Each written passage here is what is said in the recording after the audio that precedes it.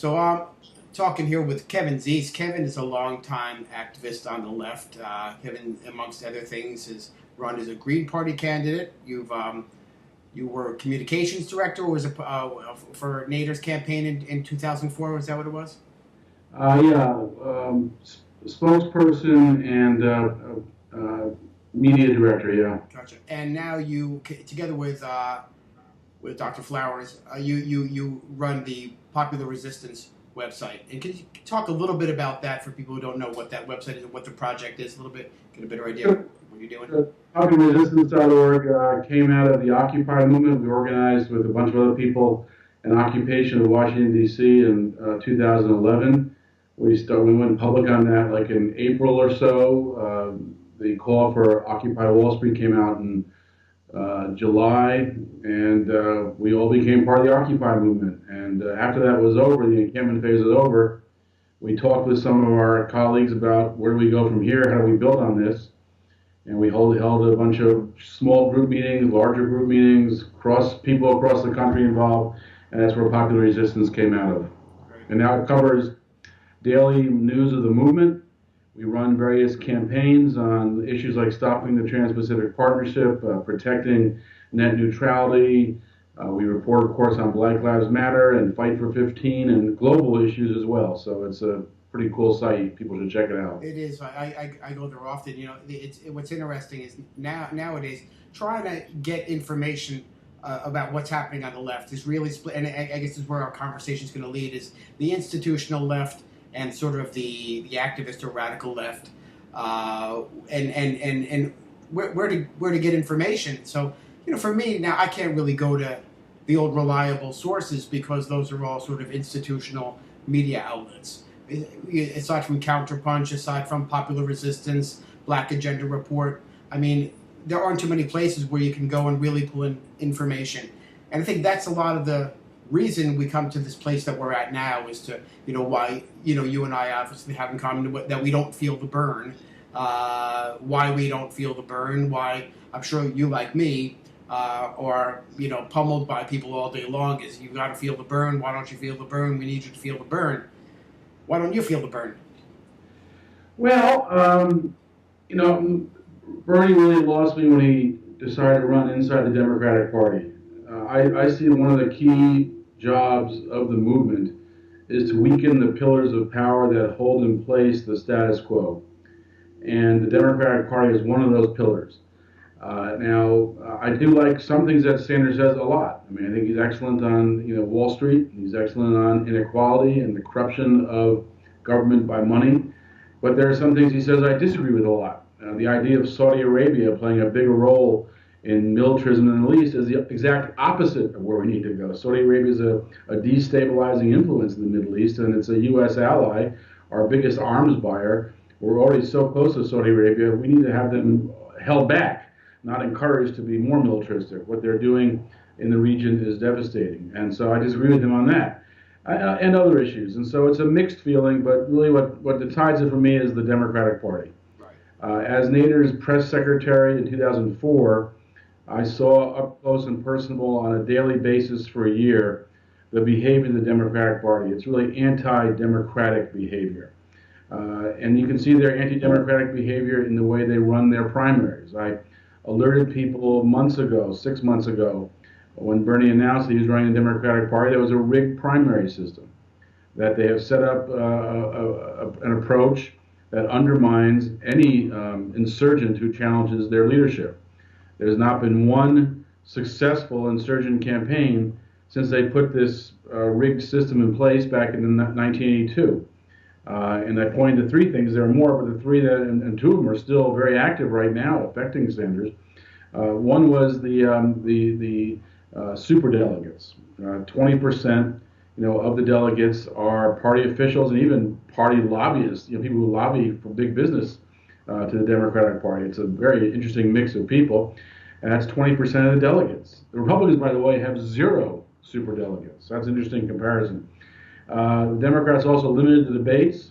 There were more than 24 in 2008. There were just a half dozen during this cycle. They've successfully fought back against that. Once I think Hillary decided that debating Sanders didn't hurt her, and she was supportive of it. Now they have more debates. And the third, which we're into right now, is the way they front load the primaries and caucuses, in March and April. We have 24 primaries this month in March, and that's not the way it has to be. When McGovern ran, they had 4 to 6 primaries a month. So it was much more possible for a candidate who was lesser known to get out into the state, campaign in the state, meet people. They could see the person up close and personal, get to know that person. Now you're stuck with electronic advertising, or TV or radio, or lots of direct mail and email, and then you can go to the state a little bit. When you have 24 primaries in the state, you really can't visit in any great detail. So it really favors the more well-known, more well-established candidates. That's a challenge that Sanders is facing right now. So he chose a rigged system.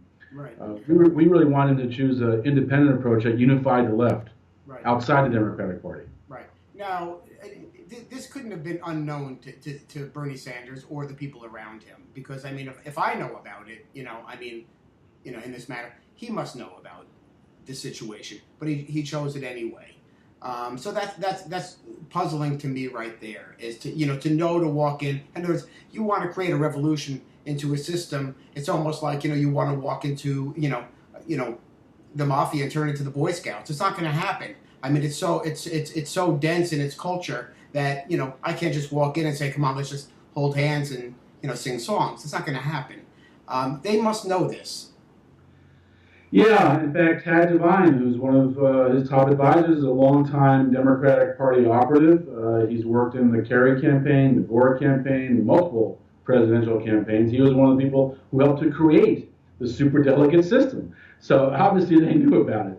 I think he chose it because we have a very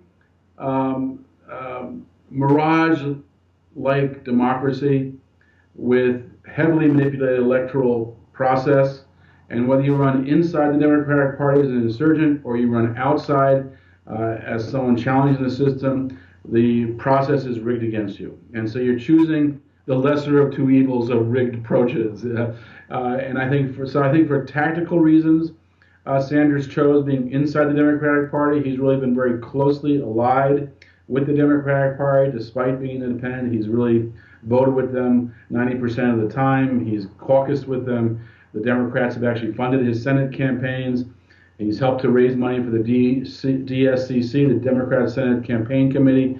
So he's been really pretty tightly working with the Democrats. And so while he was labeled independent, it was almost a label only.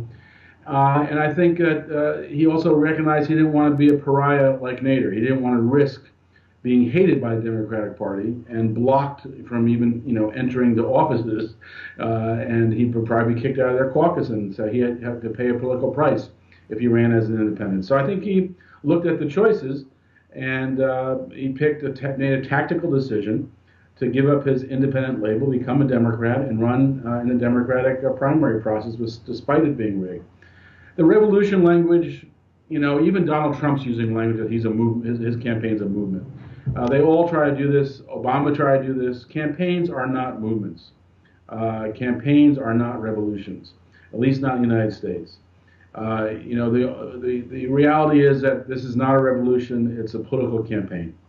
And if he wins, it's not going to fundamentally change the system of the two-party corruption, the system of capitalism dominating our economy, and the system of a war-based military empire that creates an empire economy, which helps the oligarchs abroad, the transnational corporations at home, and really does not help the people or planet around the world. So, it's not really a revolution. It's language that helps to excite people.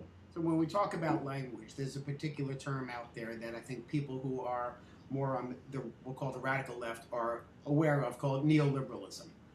When I talk to my friends who are supporters of, whoever it is within the Democratic Party or institutional liberal structure, have no idea what that term means. In fact, they look at me sort of the dog confused as, what are you talking about? But that becomes the crux of it all. Can you talk a little bit about what that is to help people understand what neoliberalism is? Yeah, I think that's a really important concept, and it's a concept that people understand around the world maybe better than people in the United States do. They're subjected to neoliberalism as well, which basically means privatization of public services. It means cutting back on the social safety net while continuing to allow tax dollars to be used to help the corporate-based economy. And so it's privatization, commodification, and a shredded safety net. And that's what neoliberalism is. And it's being pushed in these trade agreements by President Obama very aggressively. That's one thing Sanders is excellent on, by the way, is these corporate rigged trade agreements. He's always been right on those, and Hillary's been almost always wrong on those. And so there's a, by the way, on Sanders, I think he is the best candidate running in the primaries in the corporate duopoly. It's not like I'm anti-Sanders. I just don't like him operating the Democratic Party because I think it reinforces the power structure. But these transnational corporations negotiating these corporate trade deals epitomize neoliberalism. It is corporate power becoming more powerful than governments, is opposing social services, is opposing public services. It's going to try to privatize healthcare around the world. It'll privatize education in the United States. The Trade and Services Agreement, the third agreement that Obama's negotiating, will affect all services in the United States. That's 80% of our economy, and it's a one-way street to privatization. We can expect the Postal Service to be privatized. We can expect education and healthcare even more privatized. We can see our programs like Medicare and Medicaid becoming insurance-based. That's the direction that those trade agreements all push us, and that is a neoliberal model of capitalism. So then, to the average voter, what's wrong with having things privatized? The common retort is, well, the government does a terrible job running these things. It's funny. Just today, I saw an article about a breakthrough in battery technology that's going to kind of make the ability to use solar and wind energy significant very quickly, and they'll probably come into operation in the next 5 to 10 years. Research done by the federal government, by the way. The Postal Service is a much better job, less expensive job, and more reliable job than the privatized Federal Express and UPS. There's this myth out there that government's always failing, but the truth is that private corporations have one goal: profit. What does that mean? They're going to be more expensive. They're going to be less consumer service driven because they want to cut corners. Workers will be treated more poorly. And that's so if a privatized economy is not an economy for the people, it's an economy for the corporations, and the result is low wages, abuse of resources, environmental mess because it's costly to keep it clean, and high profits for the wealthiest. So the wealth divide will expand, and that's what we've seen. This now. We're over with privatization. It was started to be sold by Carter years ago. Reagan sold it as well. They've all sold ever since then, and it's not really been working for us. Look at how our economy's been treated. Look how the wages of workers have been are down to 60-year-ago levels. That's how the minimum wages is not going up. Now you have half the workers in the United States earning less than $31,000 a year, near poverty level wages for half of U.S. workers. The wealth divide is extreme with the Walton family. The 6 heirs to Walmart having as much wealth as 35% of all Americans. I mean, it's really gotten to the most absurd levels of inequality, and as a result, poverty is up. People don't have money to really get by with the necessities. No one the 2/3 of Americans don't have more than $500 if they have an emergency, a car wreck, or a dental problem. They don't have $500 to take care of that. 2/3 of Americans. That's what privatization gets. That's what neoliberal gets. It's that kind of an economy, one that's good for the 1%, but not for the 99%. And what people seem to just not get is that this happens under both parties. And much of this has happened under 2 Democratic administrations, Obama and Clinton.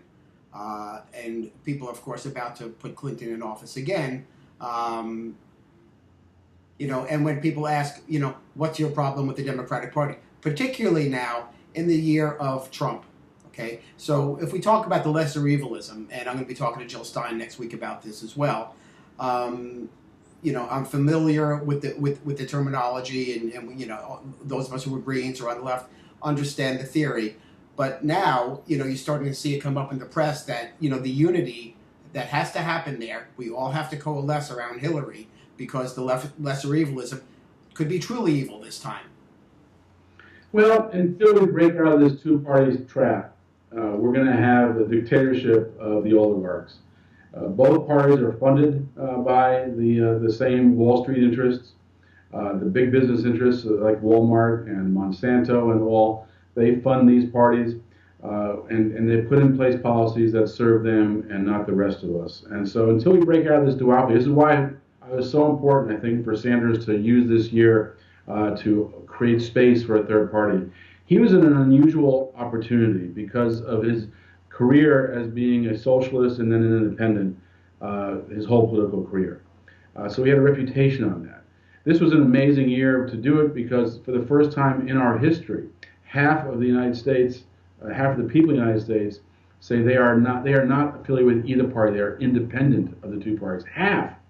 I mean, just I remember when I was working with Nader, that was like 25%. Now it's half the public says they're independent. So it's an incredible shift. And then Sanders, rather than running to the independents and giving them representation, runs away from them and goes to the corporate duopoly, the Democrats.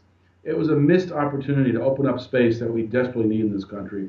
And even if he hadn't won, and he could have won in a three-way race, who knows what would have happened in this anti-establishment year. But if he had not won, he would have left behind a space for someone to follow in his shoes, who would be another independent candidate that hopefully could unite the left. I mean, there's a number of small parties on the left. You have, at the local level, several states have progressive parties, the Progressive Party. You have a Labor Party that doesn't run candidates. It's starting to experiment with running candidates in South Carolina. You have the Green Party, of course. You have various socialist parties. You have the Peace and Freedom Party. So there's a bunch of different parties. And if Sanders sought to unite them, then he could then have taken a more aggressive anti-war view, because I think he'd have to do that to unite them. We're not going to; these people are not going to stand for any kind of a pro-military type intervention or mass budget. And Sanders has a mixed record on that at best. But if he had, thought about uniting these parties, we could have held a fantastic Labor Day unity convention. And who knows what would have happened in an anti-establishment year. Everyone writes it off like it's impossible. But Trump's impossible. Sanders is impossible. This is a different time. And I think Sanders missed a terrible opportunity, and he'll probably most likely be out of the race, in any serious way by the end of this month. March 15th, if Hillary Clinton wins the 4 big delegate states on March 15th, he will have an insurmountable delegate lead that he cannot overcome. And it'll just be going through the motions up until the convention after that. So then this becomes the big question, is that all this, the millennial, I have a daughter who's a millennial, young people who, I understand the passion of young people, really don't have much, their first campaign to go on, their whole future ahead of them.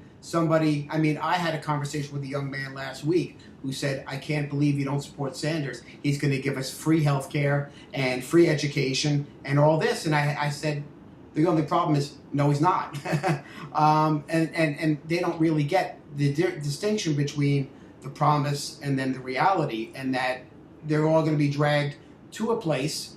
That place is going to be called the Clinton campaign and dropped off there to say we need unity now around the candidate because we have to now fight this evil called Trump. Right. What happens then?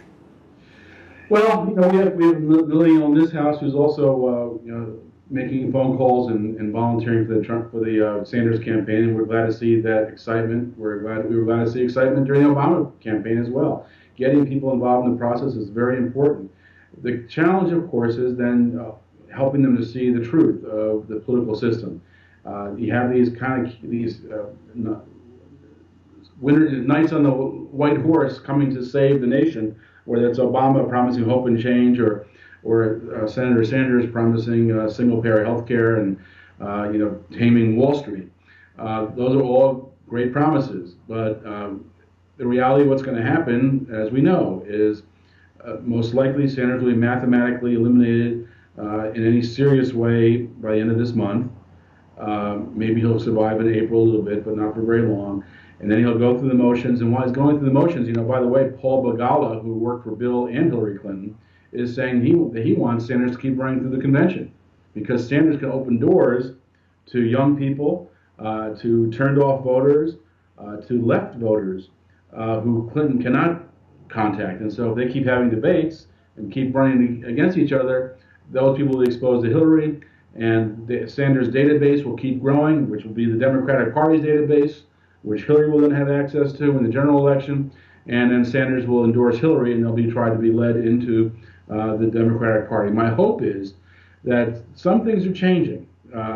First of all, a lot of people had experience with Bill Clinton, and they got turned off. A lot of people had experience with President Obama and his inability to put forward what everyone thought he would, and so, or his choice to, and the people are turned off by that. And I think we have now a much more active social media. People can see a lot more that's not reported, and we have our job. Our job is to point out how the Democratic Party primary system was corrupt in the beginning.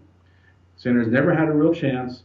He put out a good message that excited people, but now that message is in other places, and I think it's in Jill Stein of the Green Party. She puts it out best. And so I hope that we can all, help to educate people. I don't want to see these young people turned on and then dejected by Hillary. I don't want them turned on and then brought in the Democratic Party and then taking 10 or 20 years to realize what's going on. And that's not unusual. It's a very sophisticated propaganda operation. So our job, as people have been turned off to the Democrats by previous Democrats, is to get that word out and explain it to people so they can get it. And I think a lot of these millennials are smarter than we were, probably because of the internet, probably because there's more information available. I don't think they'll all follow Sanders into the Hillary camp, but there will be some. And our job is to make that as small group as possible. And, I think Jill Stein is talking about doing like a cross the street event at the Democratic convention. Come on, cross over to the Green Party. So I think we need to figure out ways to communicate with that generation and other voters who support Sanders and let them know there's an alternative that actually is a new and improved Sanders agenda, not just limited to Wall Street, but also focusing on the U.S. empire around the world.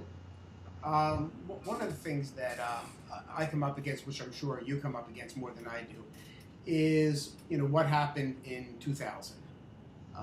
That when I say I'm a Green and I supported Nader right away, well then you gave us George W. Bush, and right then the whole conversation's lost. That is one of the best pieces of propaganda that's ever been produced by the Democratic Party. So many people believe it without looking into the facts. If you look at the facts, what you see is Al Gore lost tens of thousands of Democrats to George Bush.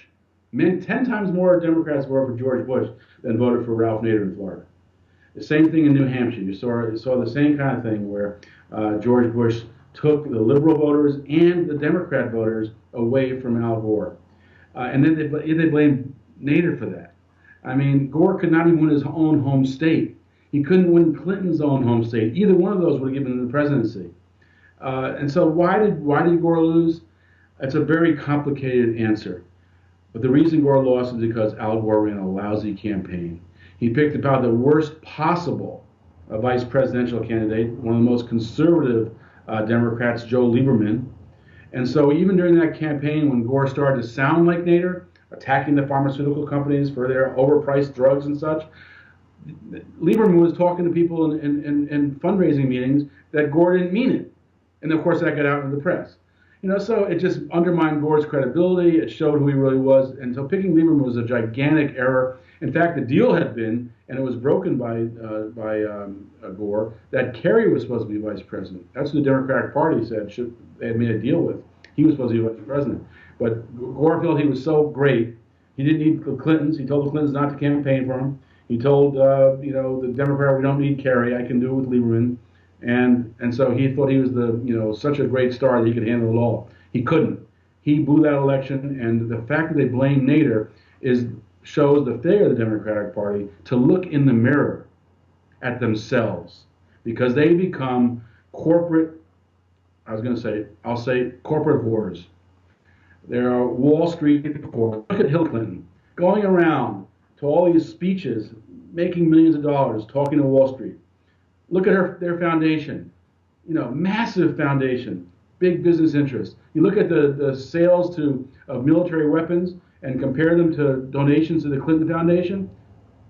This is almost overt corruption. You know, the corruption of the Democratic Party is so deep, they have such hubris about it, that they even put in place as the head of the DNC a former national co-chair of Hillary Clinton's previous campaign. How overt is that corruption? You couldn't even find someone who wasn't a former co-chair of Hillary's campaign in the year she's running for president. I mean, how overt do they have to be? They just, people are going to fall for that. And so, the answer to the spoiler question is that throughout U.S. history, what has made transformational change has been mass movements that go into the electoral arena with their own party and start to challenge the two parties that refuse to focus on the issue that's at hand, whatever the protest movement's about. And it could be abolition of slavery, it could be women's right to vote, it could be collective bargaining for workers. You pick the issue in our history, and you'll see the combination of mass movement and independent parties what forced this big business democracy system, this charade democracy, to listen to the people. So that the power of us pulling votes from one of the two parties, both of the two parties, plus bringing new people into the electoral system, is where we get our power. We don't have to. No, we didn't change those issues of women voting and union rights by winning the presidency. We won those issues by showing we had electoral power, that people were coming to our party and leaving your party. And you'll keep losing unless you adopt our message. And right now, the fight of our era is people power versus corporate power. These two parties are both corporate parties. They both are funded by Wall Street and big business interests. They are not going to challenge corporate power unless they're challenged from the outside and start to lose elections. So the ability to impact the outcome of the election, combined with the mass movement, is where we get our power from in this democracy. One of the best examples would be abolition of slavery. It was 20 years of third parties for abolition running for, after 100 years of a movement that couldn't get the two parties to consider. You had the two parties in that era were the Democrats, who were plantation slave parties, owners who ran that party, and the Whigs, who were northern industrialists who profited from slave goods. So you had two parties that profited from slavery. They would not discuss abolition of slavery. And so after 80 years of a movement, they decided to get electoral. They started running for office. They never won, but they weakened both the Whigs and the Democrats. They weakened the Whigs so much they became a non-party. And Abraham Lincoln was one of the help to found the Republican Party, which is a partial abolition party. At least they didn't want to expand slavery. And he became the most successful third-party president in history. So I like to ask people who fear spoilerism, if you were living in the 1850s or 1840s, when the abolitionists were running candidates who could not win, would you have voted against abolition in favor of slavery anyway? Would you have voted for slavery because your candidate could win? No, you'd vote against slavery because it's the ethical and moral right path. Today, the issue is corporate power. Are you going to vote for corporations controlling our government rather than the people power of government? Are you going to take that immoral and unethical position that corporations should be in control? No, we're anti-corporate power. We want the people to rule this country. And so when people 50 years from now look back at us and say, why do you vote for Hillary Clinton? Why do you vote for Donald Trump? Granddaughter says to grandma, I didn't. I voted against the two parties. Even though we didn't win, we were taking a stand. That's the ethical position we should be in. That's the moral position. And we don't have to win the election to win the issue. We can defeat corporate power. We're winning the fight against the Trans-Pacific Partnership because people are organized and fighting it. We won the fight against ending net neutrality because people got organized and fought it. We taught very powerful telecom companies to win that. That was one of the most powerful lobbyists in the city, and we still beat them because people unified, various organizations unified to create a movement of movements. We're doing the same with these transnational corporate powers on these trade agreements. And we can do the same thing in the electoral arena, but people have to not vote based on fear. They have to vote based on what they want. They have to vote based on a moral and ethical stand against corporate power. And you can't do that with Hillary Clinton. Right. So all that said, and what you and I agree, and friends of ours agree, we come up against the public consciousness, which is propagated by the mainstream media, particularly the television media, and unless it's brought to you by celebrity voices on the left, like now Rachel Maddow and whoever else that they're putting up there. Excuse me. it doesn't get through. And you're certainly not hearing about third parties coming out of the on MSNBC. And in fact, maybe shortly after the 2012 election, I happened to bump into somebody who, I'm not going to name him, but I mean, well known on the establishment, liberal writer, former presidential speechwriter, frequent guest on Chris Matthews' program, and we happened to be talking about the election, and he was just flabbergasted that I voted for Jill Stein. He just couldn't believe that I voted for that. How in the world could the Democrats and Obama have been the problem? And we're going back and forth in a restaurant, and we're really kind of going at it. And I said, okay, you know what? I said, fine. Let's just say you're right. Obama's not the problem. The Democrats are not the problem. But your network, MSNBC, pushed Obama over the finish line. That's the problem. And that's a big problem. Yeah, you're in California, right? I'm sorry, no, I'm in Florida. No, but this was in New York, actually, at the time. At the time, New York is a very solid Democratic state. Yeah. Your vote didn't even matter because the way the Electoral College is set up, there's only about 6 states right. That really are competitive. So people in almost every other state, can vote what they believe in rather than vote based on their fears. We can build an alternative that way. But yes, the media is a problem, and we have to keep building our own media. I think I said earlier in our conversation that one advantage we have, and I think that the millennials have, is that they don't rely on Rachel Maddow and the corporate media, and they get their information from other sources. In many ways, if we can, do our job well and consider ourselves the media, each of us, the media, each of us can reach thousands of people a day. Even people who are not very active in social media can reach thousands of people a day if they want to. And so we have the ability to all be, our own little media outlet, whether it's a video that you create yourself or whether it's, postings on various social networks. You become the media. And so if we do our job as media outlets, we can overcome the corporate media. And we're more credible than the corporate media because the corporate media people, you look at the polls about how people view the corporate media, I think it's like 20 to 25%, depending on how you ask the question, trust the mass media. And so, yes, they have a lot of viewers and readers, but they're shrinking. We have a lot of viewers and readers, and we're growing, plus we are credible. So it's our job to think of ourselves in part as the media and do our work to get our message out as widely as we can. Well, that's great. Thank you. I hope we can do this again as we get closer to the election and things heat up, because I think things are going to get pretty hot this year. So there's going to be a lot to talk about. It's going to be a hot year. Yeah. Thanks so much, Kevin. All right. Take it easy. Bye-bye.